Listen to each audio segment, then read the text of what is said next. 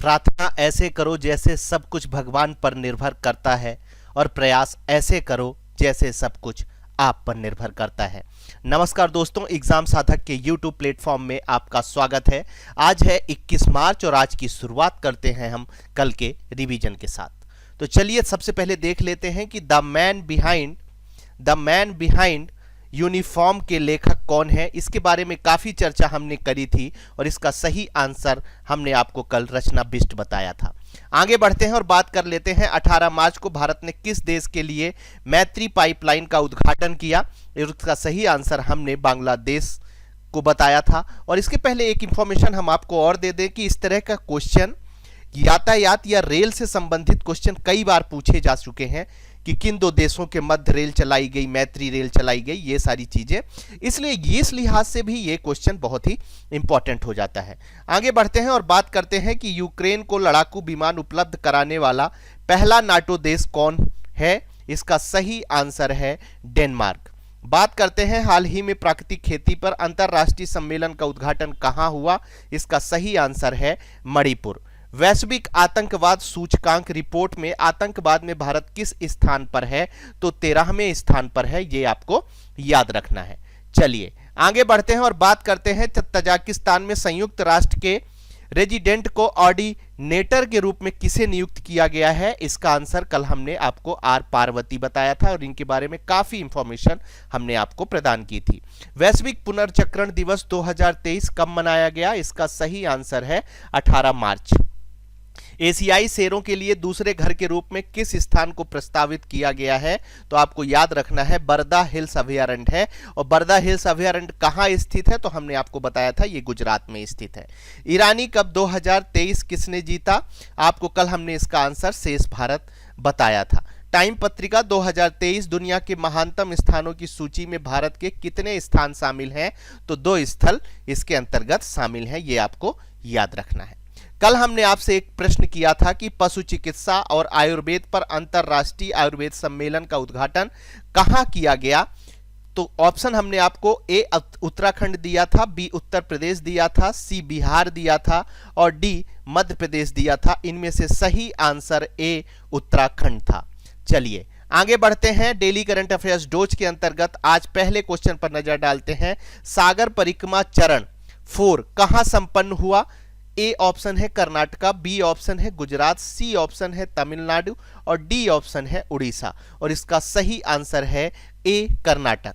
कुछ जानकारी हम इसके बारे में आपको दे देते हैं। मत्स्य पालन पशुपालन डेयरी मंत्रालय ने घोषणा की है कि सागर परिक्रमा कार्यक्रम का चौथा चरण 18 मार्च को शुरू हुआ और 19 मार्च को समाप्त हुआ।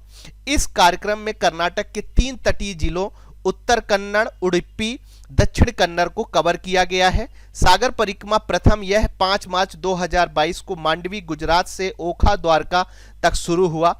सागर परिक्रमा फेज द्वितीय यह 23 से 25 सितंबर 2022 को आयोजित किया गया था। इसमें 7 स्थानों को शामिल किया गया था। सागर परिक्रमा फेज थर्ड जो है 18 से 21 फरवरी 2022 को आयोजित किया गया था और इसमें गुजरात और महाराष्ट्र के तटीय जिले शामिल थे। चलिए आगे बढ़ते हैं। डेली करंट अफेयर्स डोज के अंतर्गत नेक्स्ट क्वेश्चन पर नजर डालते हैं कि किस भारतीय ने पाक जल डमरू मध्य में सबसे तेज तैरने का भारतीय रिकॉर्ड बनाया है। चलिए ऑप्शन पर नजर डालते हैं। ए ऑप्शन है राहुल वैद्यनाथ, बी ऑप्शन है जितेंद्र शर्मा, सी ऑप्शन है संपन्न रमेश सेलार और डी ऑप्शन है शाश्वत यादव। और इसका सही आंसर है सी संपन्न रमेश सेलार। संपन्ना रमेश सेलार ने अंडर 21 वर्ग में श्रीलंका के तलाई मन्नार से लेकर तमिलनाडु के धनुषकोडी तक पाक जल डमरू मध्य में तैरने के लिए सबसे तेज भारतीय बनकर एक नया रिकॉर्ड इनके द्वारा बनाया गया है।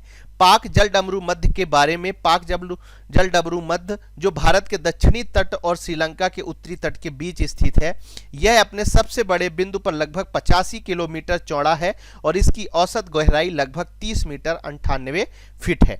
पाक जल डमरू मंडल का नाम औपनिवेशिक भारत में मद्रास के गवर्नर रॉबर्ट पाल के नाम पर रखा गया है। चलिए आगे बढ़ते हैं। नेक्स्ट क्वेश्चन पर नजर डालते हैं। किस राज्य के मुख्यमंत्री ने नए 19 जिले और 3 नए संभागों की घोषणा की है। ए ऑप्शन है गुजरात, बी ऑप्शन है राजस्थान, सी ऑप्शन है उत्तर प्रदेश और डी ऑप्शन है आंध्र प्रदेश। और इसका सही आंसर है बी राजस्थान। कुछ जानकारी हम आपको दे देते हैं। मुख्यमंत्री अशोक गहलोत ने राज्य में 19 नए जिले और 3 नए संभाग बनाने की घोषणा की है। राजस्थान में अब 50 जिले और 10 मंडल होंगे।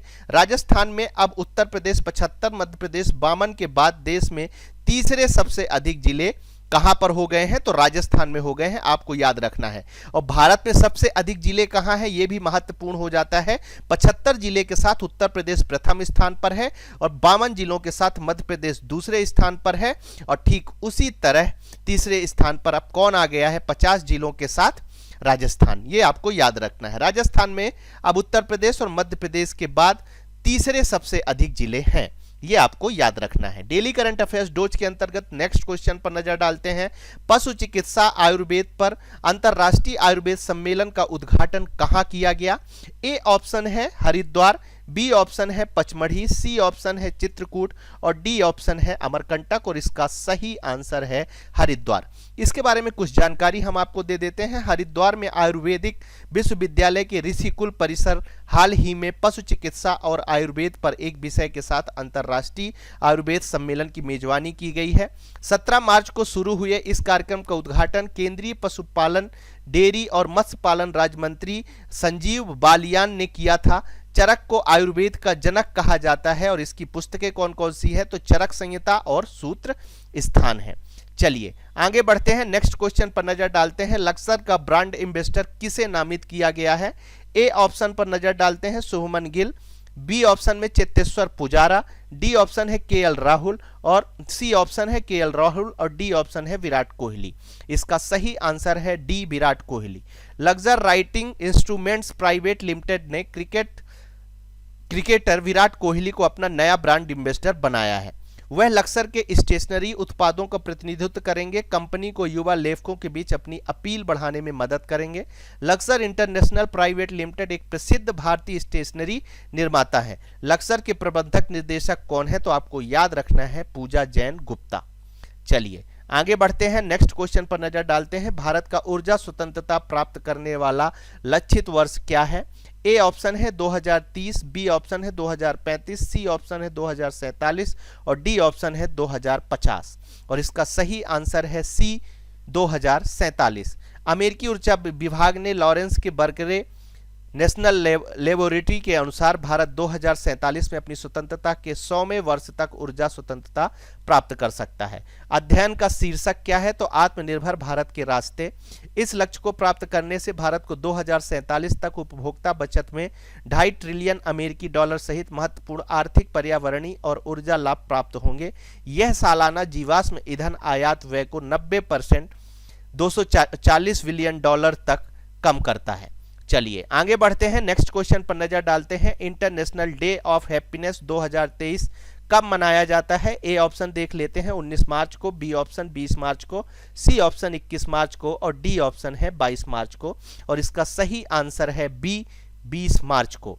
कुछ जानकारी हम आपको दे देते हैं। एक दयालु खुशहाल दुनिया बनाने के लिए हर साल 20 मार्च को अंतर्राष्ट्रीय खुशी दिवस मनाया जाता है। थीम 2023 की क्या है, तो सावधान रहें, आभारी रहें, दयालु रहें, बी माइंडफुल, बी ग्रेटफुल और बी काइंड इसकी थीम है। इसकी शुरुआत 12 जुलाई 2012 को संयुक्त राष्ट्र महासभा ने अपने संकल्प से की है। इस दिन को पहली बार 2023 में मनाया गया था। चलिए आगे बढ़ते हैं। नेक्स्ट क्वेश्चन पर नजर डालते हैं। किसके द्वारा बेंगलोर में युवा वैज्ञानिक कार्यक्रम आयोजित किया जाएगा? ए ऑप्शन है ICMR, बी ऑप्शन है इसरो, सी ऑप्शन है केंद्रीय विज्ञान और प्रौद्योगिकी मंत्रालय और डी ऑप्शन है IIT कोची। बी ऑप्शन है इसरो। इसरो के बारे में कुछ जानकारी हम आपको दे दें। भारतीय अंतरिक्ष अनुसंधान संगठन युवा विज्ञान कार्यक्रम युविका नामक एक युवा वैज्ञानिक कार्यक्रम का आयोजन किया जा रहा है, जिसका उद्देश्य 9वीं कक्षा के छात्रों को अंतरिक्ष प्रौद्योगिकी, अंतरिक्ष विज्ञान, अंतरिक्ष अनुप्रयोगों पर बुनियादी ज्ञान प्रदान करना है। युविका कार्यक्रम 15 से 26 मई के बीच 7 केंद्रों पर आयोजित किया जाएगा। भारत में 1 जनवरी 2023 को कक्षा 9 में पढ़ने वाले इच्छुक छात्र आवेदन प्राप्त करने के पात्र हैं। चलिए आगे बढ़ते हैं, नेक्स्ट क्वेश्चन पर नजर डालते हैं। कौन सा प्रदेश हाथियों की सुरक्षा के लिए 600 युवा गजमित्र नियुक्त करने की योजना बना रहा है? ए ऑप्शन है केरल, बी ऑप्शन है तमिलनाडु, सी ऑप्शन है उड़ीसा और डी ऑप्शन है पश्चिम बंगाल। बहुत ही इंपॉर्टेंट क्वेश्चन है और ये आपको याद रखना है, 3 स्टार बना के आप इसे नोट डाउन करिए, बहुत ही इंपॉर्टेंट क्वेश्चन है। डी इसका सही आंसर है पश्चिम बंगाल। मानव हाथी संघर्ष की बढ़ती घटनाओं की जांच करने के लिए पश्चिम बंगाल द्वारा गज मित्र, हाथियों के मित्र नामक एक अनूठी मानव नेतृत्व वाली पहल शुरू की जा रही है। भर्ती के बाद चयनित युवाओं को विशेष रूप से विकसित गजमित्र ऐप के साथ एंड्रॉइड सेट उपलब्ध कराया जाएगा। गजमित्र योजना के अंतर्गत आने वाले दक्षिण बंगाल के जिलों में पश्चिम मिदनापुर, पूर्वी मिदनापुर, बांकुरा, पुरुलिया शामिल है। उत्तर बंगाल में इसके दायरे में आने वाले जिले दार्जिलिंग, जलपाईगुड़ी और अलीपुर द्वार हैं।